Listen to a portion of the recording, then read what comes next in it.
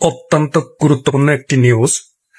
10 জুনের মধ্যে সরকার জুলাই আন্দোলনের প্রক্লেমেশন ঘোষণা করতে যাচ্ছে এবং সেই সাথে এই আন্দোলনের প্রক্লেমেশন ঘোষণার পরে তারা সংবিধানকে বাতিল করবে এবং অস্থায়ী আইন অনুযায়ী দেশ পরিচালনা হবে।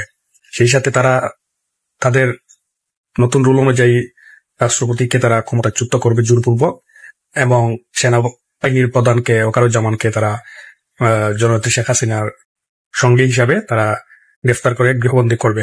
এটা হচ্ছে তাদের পরিকল্পনা। এই খবর জানাজানির পর থেকে সেনাবাহিনীর মধ্যে ব্যাপক উত্তেজনা বিরাজ করছে।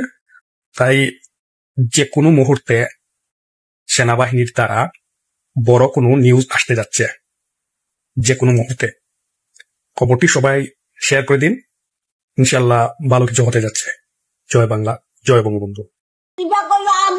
আর 2 ভাগ হইলো অন্যান্যতা, দল হইলো 2টা, বিএনপি আর আওয়ামী লীগ, আর অন্যান্য হলো সামথিং। মূল আমি এখান থেকে আসতেছি।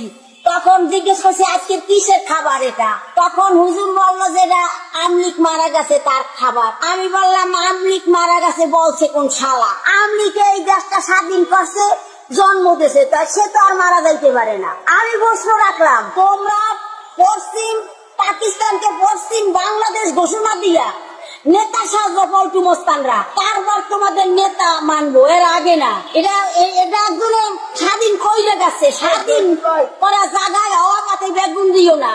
কিন্তু ওই যে বাদটা হয় নাই, পাকিস্তানের পশ্চিম বাংলাদেশ ঘোষণা দিয়া ওইটা পশ্চিম বাংলাদেশ স্বাধীন করো, এরপর তোমার নেতা সাজো, তোমাদের সাথে আছি। সবাই বলতেছে যে আওয়ামী লীগ নিষিদ্ধ করে দেওয়া হচ্ছে। বাপের বেটা কোনো সাল আওয়ামী লীগ নিষিদ্ধ করতে পারে? দেশে 1 ভাগ হইলো আওয়ামী লীগ আর 2 ভাগ হইলো অন্যান্যতা, দল হইলো 2টা, বিএনপি আর আওয়ামী লীগ, আর অন্যান্য হলো সামথিং। এখন এই যে 24-এর আন্দোলনে যে শেখ হাসিনা এতগুলো লোকজন মারছে, এই আন্দোলন কখনোই মারে নাই।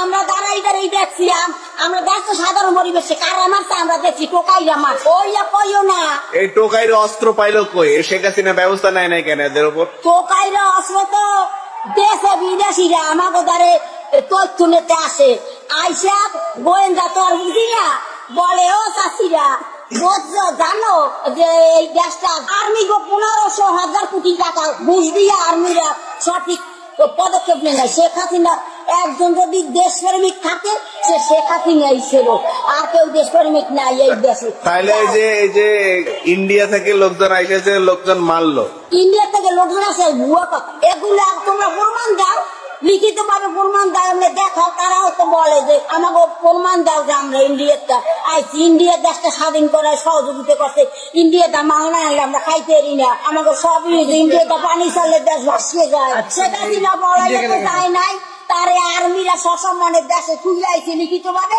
আবার যেদিন প্রয়োজন হবে আর্মিরা এই দেশে আবার এই দেশে ফেরত আনবে। আর